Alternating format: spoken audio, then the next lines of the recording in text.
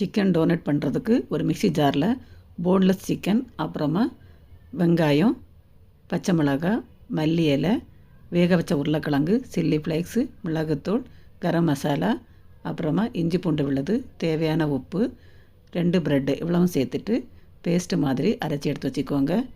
இதில் அரிசி மாவு, ப்ரெட் க்ரம்ஸ் சேர்த்து நல்லா உருண்டை பிடிக்கிற பதத்துக்கு இதை மிக்ஸ் பண்ணி எடுத்து வச்சுக்கோங்க. இப்போ இதிலேருந்து கொஞ்சமாக மாவு எடுத்து நம்ம டோனட் பண்ணுற ஷேப்பில் ரெடி பண்ணி எடுத்து வச்சுக்கோங்க. இப்போ எல்லா மாவையும் இதே மாதிரி ரெடி பண்ணி எடுத்துக்கலாம். இப்போ இது இருக்கட்டும். இப்போ ஒரு மிக்சிங் பவுலில் 2 முட்டை எடுத்து அதை நல்லா கலந்து விட்டுக்கோங்க.